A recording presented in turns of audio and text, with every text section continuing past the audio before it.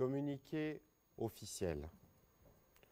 Le président de la République, chef de l'État et commandant suprême de forces armées de la République démocratique du Congo et de la police nationale congolaise, Son Excellence M. Félix Antoine Tshisekedi Tshilombo, a présidé ce mercredi 15 juin 2022 à la Cité de l'Union africaine à Kinshasa une réunion extraordinaire du Conseil supérieur de la défense, élargie aux présidents de 2 chambres du Parlement et aux responsables des services de sécurité.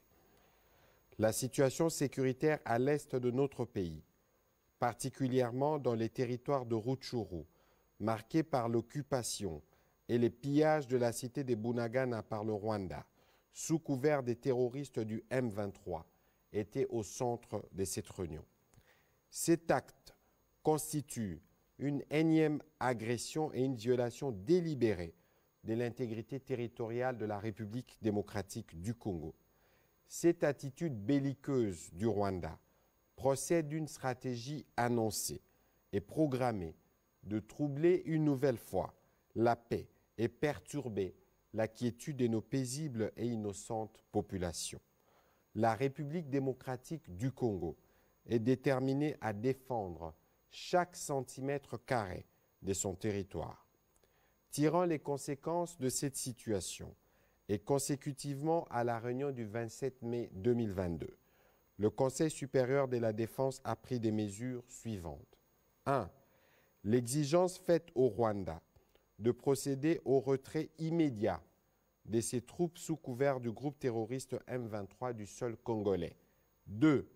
La demande formulée au gouvernement de la République démocratique du Congo de suspendre tous les protocoles d'accord, accords et conventions conclus avec le Rwanda.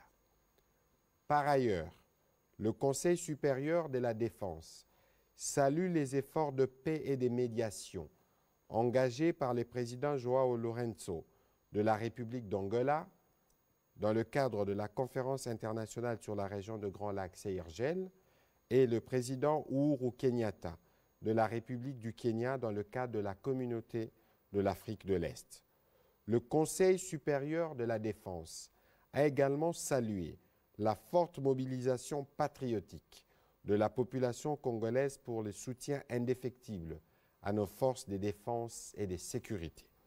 Il a en outre chargé les vice-premiers ministres, ministres de l'Intérieur, Sécurité, Décentralisation et Affaires coutumières et le commissaire général de la police nationale congolaise à prendre toutes les dispositions requises pour éviter la stigmatisation, la chasse à l'homme et tout autre acte de nature à troubler l'ordre public, l'unité et la cohésion nationale durant cette période.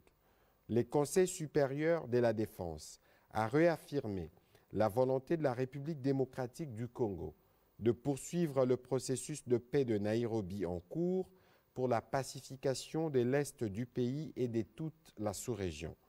Le Conseil supérieur de la défense a demandé au gouvernement d'assurer une prise en charge immédiate de la population congolaise en détresse, victime de ces actes de barbarie et des terrorismes qui ne resteront pas impunis. Enfin, le Conseil supérieur de la défense a encouragé le gouvernement de mettre davantage des moyens nécessaires à la disposition des forces de défense et de sécurité pour assurer la défense et l'intégrité du territoire national. Fait à Kinshasa le 15 juin 2022. Je vous remercie.